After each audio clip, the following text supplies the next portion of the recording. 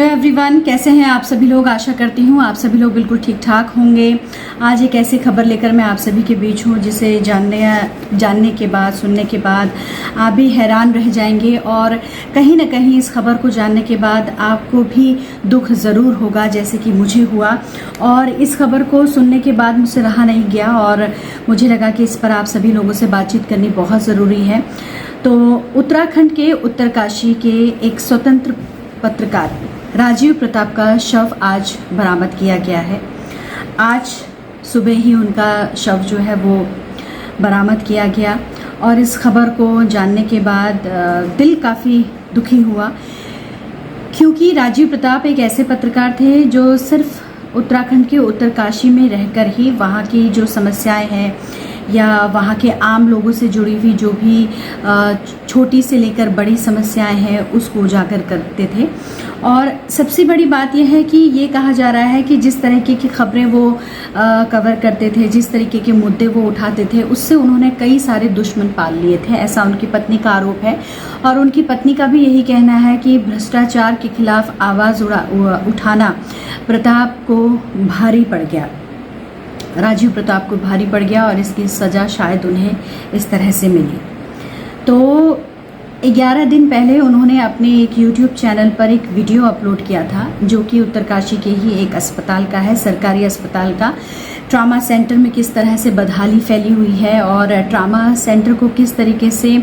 शराब पीने का या शराब का एक अड्डा बना दिया गया है, इस तरह का उसमें उन्होंने सारी बातों का खुलासा किया था। और इस खुलासे के बाद, इस वीडियो के वायरल होने के बाद से ही उनका पत्नी का कहना है कि लगातार राजीव प्रताप को धमकियां मिल रही थी। ये भी उनकी पत्नी की तरफ से कहा जा रहा है कि 11 सितंबर की रात को वो अपने साथी के साथ, अपने एक दोस्त के साथ निकले थे और उसके अगले ही दिन राजीव प्रताप की जो कार है वो भागीरथी नदी के किनारे बरामद की गई और उसके बाद उनके घर वालों ने पुलिस थाने में जाके गुमशुदगी की रिपोर्ट भी दर्ज कराई। रिपोर्ट दर्ज कराने के बाद तलाश तेज़ कर दी गई और रिपोर्ट दर्ज कराने के 10वें दिन राजीव प्रताप की डेड बॉडी बरामद की गई है। इस पूरे मामले को लेकर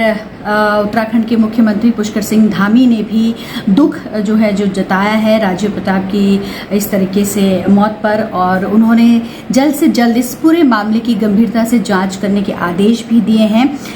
लेकिन जिस तरीके का कंटेंट वो डालते थे अपने YouTube चैनल पर और जिस तरीके की खबरें वो उठाते थे,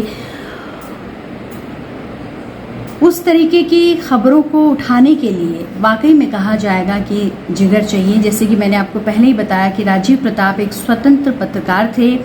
और मैं भी उनकी कई सारी वीडियो को देख चुकी थी, कई सारी वीडियो मैं उनकी देखती रहती थी और मुझे भी ये देखकर काफ़ी अच्छा लगता था कि उत्तराखंड की जो समस्याएं हैं या उत्तरकाशी की जो समस्याएं हैं वो एक स्वतंत्र पत्रकार इस तरह से उठा रहा है। इससे पहले भी उन्होंने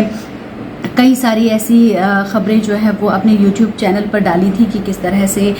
स्कूलों की बदहाली हो या फिर सड़क निर्माण हो या और भी कई सारे मुद्दे हैं। इन मुद्दों को लेकर उन्होंने आवाज़ उठाई थी और उनके घर वालों का लगातार यही कहना था कि इस तरह की खबरें वो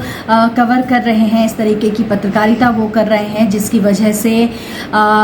कभी भी कुछ भी हो सकता है। इस तरीके का आरोप जो उनकी पत्नी है, उनके जो घर वाले हैं, उनकी तरफ से लगाया गया था और आशंका यही जताई जा रही थी। जब उनके गुमशुदगी की रिपोर्ट जो दर्ज कराई उसके बाद यही आशंका जताई जा रही थी कहीं इस तरह का कुछ ना हो। लेकिन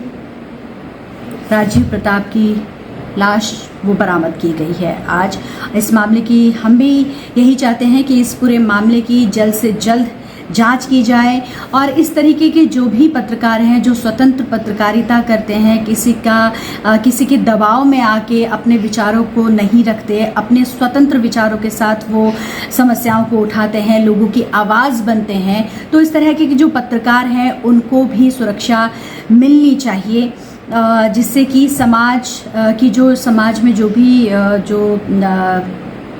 जो भी प्रॉब्लम्स हैं समाज की, ये तो एक छोटे से शहर की, एक छोटे से इलाके की हम बात कर रहे हैं उत्तरकाशी की, ऐसे कई सारे हैं इलाके जहाँ पर कि लोग स्वतंत्र पत्रकारिता कर रहे हैं। तो मैं भी यही चाहूँगी कि इस पूरे मामले में वहाँ का शासन प्रशासन तेज़ी से जांच बढ़ाए और मुख्यमंत्री के आदेश के बाद जल्द से जल्द ये पता लगाया जाए कि आखिर राजीव प्रताप की मौत का क्या कारण था। हालांकि जो पुलिस की तरफ से बयान सामने आया है उसमें यही कहा जा रहा है कि उनके शरीर के जो बाहरी अंग हैं या बाहरी शरीर का जो बाहरी हिस्सा है उस पर किसी भी चोट के निशान नहीं है। उनकी जो बॉडी है पोस्टमार्टम के लिए भेजी गई है और पोस्टमार्टम रिपोर्ट आने के बाद ही ये खुलासा हो पाएगा कि आखिर उनकी मौत कैसे हुई। बेहद दुखद खबर है और कहने के लिए और कुछ नहीं है, बस इस पूरे मामले की गंभीरता से जांच की जाए।